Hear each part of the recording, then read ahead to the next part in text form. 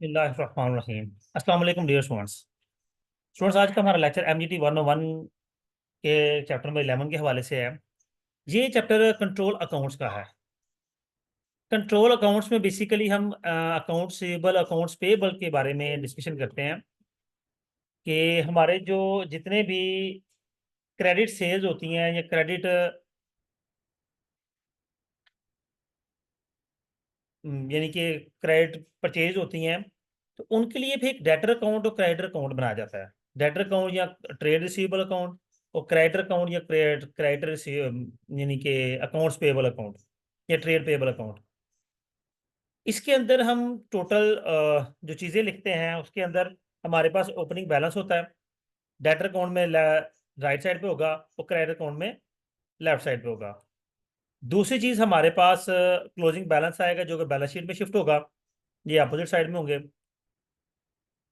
और जो मैंडेटरी चीज़ें होती हैं वो कैश पे टू क्रेडिटर्स और कैश रिसीव फ्रॉम डेटर्स आता है।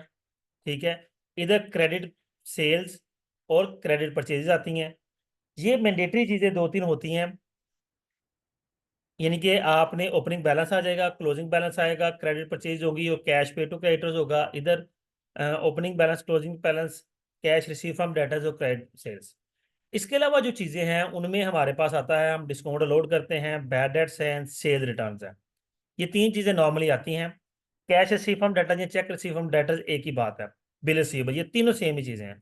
तो बेसिकली हमारे पास एक हो गया कैश, दूसरा डिस्काउंट लोड, बैड डेट्स और सेल रिटर्न। ये चार चीज़ें आती हैं। इस तरफ ये जो चीज़ें लिखी हुई हैं, इंटरेस्ट चार्ज, बिल रिसीवेबल, ये ज़्यादा बहुत रेयर होती हैं। इधर आ जाए, सेम इसके अपोजिट इस तरफ आएगा कि हमारे पास आ जाएगा डिस्काउंट रिसीव्ड, परचेज रिटर्न और bill payable given to creditors.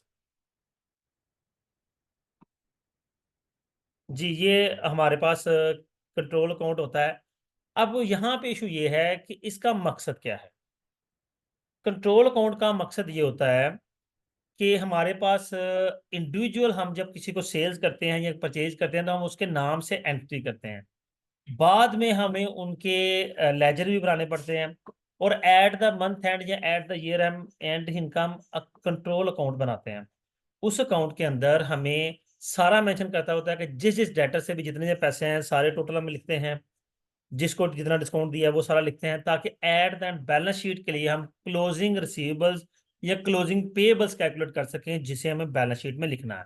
ये बैलेंस शीट बनाने से पहले अकाउंट्स बनते हैं, यानी कह लेंगे ट्रायल बैलेंस से पहले बनते हैं दोनों कंट्रोल अकाउंट्स।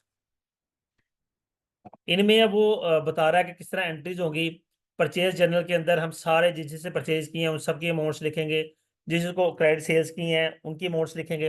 अब credit purchase, credit sales, sales journal, purchase journal, sale return journal, purchase return journal, इनकी प्रॉपर एक असाइनमेंट आई थी और उसकी वीडियो मेरे चैनल पे मौजूद है। वही आपके लिए इसको अंडरस्टैंड करने के लिए काफ़ी है।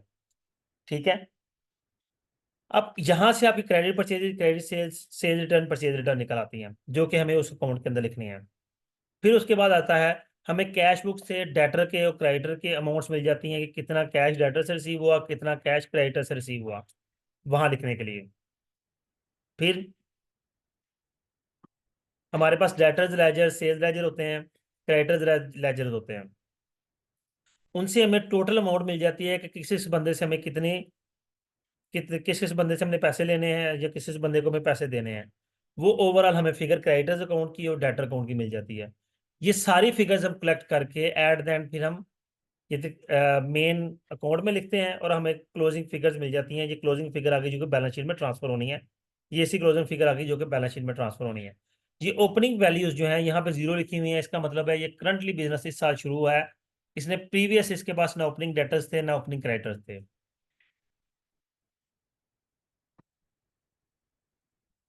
अब ये सारे उसने अकाउंट्स, लेजर अकाउंट्स मेंटेन किए हैं। सेल्स लेजर है, परचेज है, डिस्काउंट लोड है, डिस्काउंट रिसीव्ड है, बैड डेट्स हैं।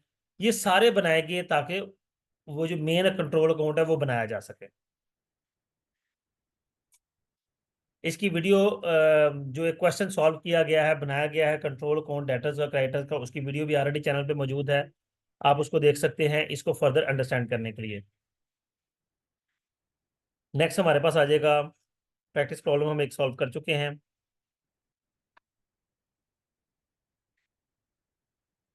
इसकी प्रैक्टिस आप लोग करेंगे। ठीक है, कोई इशू आएगा आप लोग मुझसे पूछ सकते हैं।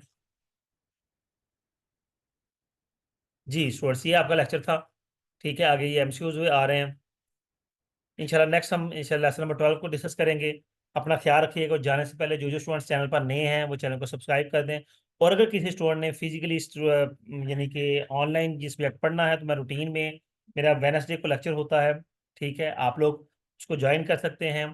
ठीक है, और वो डिस्कशन लेक्चर्स होते हैं, क्योंकि ये वीडियोज़ मेरी पेड हैं, तो स्टूडेंट्स इन्हीं वीडियोज़ के थ्रू जो जो स्टूडेंट्स को प्रॉब्लम आती हैं वो डिस्कशन क्वेश्चंस में मुझसे कांटेक्ट कर लेते हैं। ओके स्टूडेंट्स, अपना ख्याल रखिएगा। अल्लाह हाफिज़।